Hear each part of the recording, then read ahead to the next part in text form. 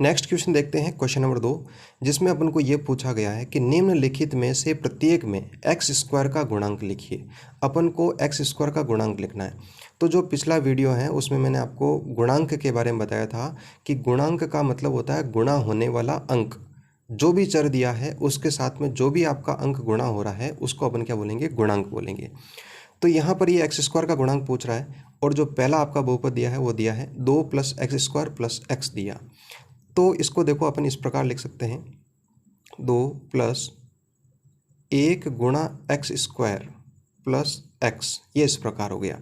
तो अब मैं आपसे ये पूछूं कि एक्स स्क्वायर जो है वो किसके साथ गुणा हो रहा है, तो 1 के साथ में गुणा हो रहा है। किसके साथ गुणा हो रहा है, 1 के साथ में। तो अपन ये लिखेंगे एक्स स्क्वायर का गुणांक कितना है बच्चों, 1 हो जाएगा। गुणा होने वाला अंक वही आपका क्या कहलाएगा, गुणांक कहलाएगा।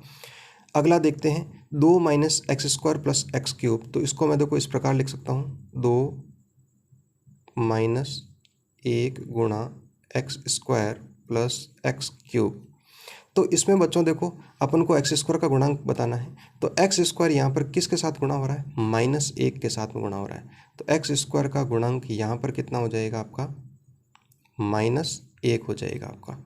समझ पाए होंगे आप इसको।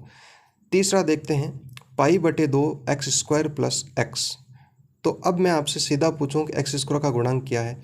एक्स स्क्वायर किसके साथ गुणा हो रहा है, तो वो π/2 के साथ में गुणा हो रहा है। तो यहाँ पर इस प्रकार भी लिख सकते हैं, π/2 गुणा एक्स स्क्वायर प्लस एक्स। तो एक्स स्क्वायर का जो गुणांक है वो आपका कितना हो जाएगा, π/2 हो जाएगा। नेक्स्ट देखते हैं अपन, √2x - 1। इसमें अपन को देखो एक्स स्क्वायर का गुणांक पूछ रहा है, ठीक है। किसका गुणांक पूछ रहा है, एक्स स्क्वायर का गुणांक पूछ रहा है। जबकि अपन इस क्वेश्चन में या इस बहुपद में अपन देख पा रहे हैं कि एक्स स्क्वायर का कोई पद ही नहीं है। जब एक्स स्क्वायर का कोई पद नहीं है तो उसका फिर अपन से अपने दिमाग में ये एक प्रश्न आता है कि जब एक्स स्क्वायर का पद नहीं है तो एक्स स्क्वायर का गुणांक क्यों पूछ रहा है। तो वो इसलिए पूछ रहा है कि यदि आपका इसमें पद नहीं है तो इसका अर्थ ये हुआ कि √2x - 1 प्लस एक्स स्क्वायर हुआ होगा, लेकिन वो किससे गुणा हो गया होगा, 0 से गुणा हो गया होगा। तो 0 से गुणा होने के कारण वो आपका क्या हो गया था, 0 हो गया था, और 0 यहाँ पर उन्होंने लिखा नहीं। तो अब अपन क्या बताएंगे कि यहाँ पर एक्स स्क्वायर का जो गुणांक है वो आपका कितना हो जाएगा, 0 हो जाएगा। तो बच्चों इस तरह का थोड़ा सा इंपॉर्टेंट है, आपको ध्यान रखना है कि जब भी आपका उसमें पद नहीं हो और उसका आपको उनको गुणांक पूछ ले तो वो क्या हो जाएगा, 0 हो जाएगा। जैसे मैं आपको इसी में आपको y का पूछ लूँ कि y का गुणांक क्या है, तो आपको यहाँ पर y नहीं दिख रहा है। तो y नहीं दिख रहा है, इसका अर्थ क्या हुआ कि y का गुणांक क्या हो गया था, 0 हो गया था। तो इस प्रकार का ये हो जाएगा आपका एक्स स्क्वायर का गुणांक क्या हो जाएगा, 0 हो जाएगा। तो ये क्वेश्चन नंबर 2 आपका कंप्लीट हो चुका है।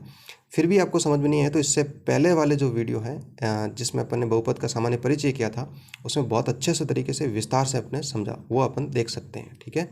देखते हैं क्वेश्चन नंबर 3।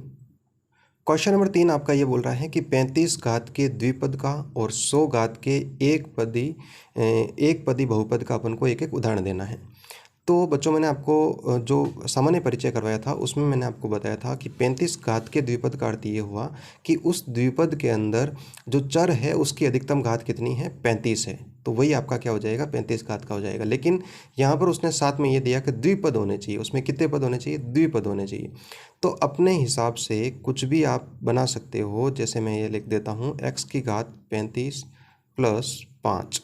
तो देखो चर जो है उसकी अधिकतम घात 35 है और एक आपका ये पद हो गया, तो पद भी 2 हो गए और आपकी अधिकतम घात भी कितनी हो गई, 35 हो गई। अगला देखते हैं कि 100 घात का एक पदी बहुपद अपन को ढूंढना है। तो कोई भी पद ढूंढ सकते हो। जैसे मैं ऐसे लिख देता हूँ, -100 लिख देता हूँ और यहाँ पर p लिख दिया और उसकी घात कितनी होनी चाहिए, 100 होनी चाहिए। तो आपका पद भी 1 है और चर जो है वो चर भी 1 है और उसकी घात कितनी है आपकी, 100 हो गई। तो यही अपन से पूछ रहा है कि 100 घात का एक पदी का अपन को उदाहरण लिखना है। कुछ भी लिख सकते हो और लिख सकते हो। जैसे आप लिखा जैसे y की घात 100, ये भी आपका क्या हो गया, एक पदी 100 घात का हो जाएगा, ठीक है। और देख लेते हैं इस तरह से, जैसे अपन ने इस प्रकार लिख दिया -t की घात 100/5, ये भी आपका क्या हो गया, एक चर हो गया t, उसकी घात कितनी हो गई, 100 हो गई, ठीक है। तो इस प्रकार अपन बहुत सारे एग्जाम्पल दे सकते हैं। तो आशा करता हूँ कि आपको बहुत अच्छे से समझ में आया होगा।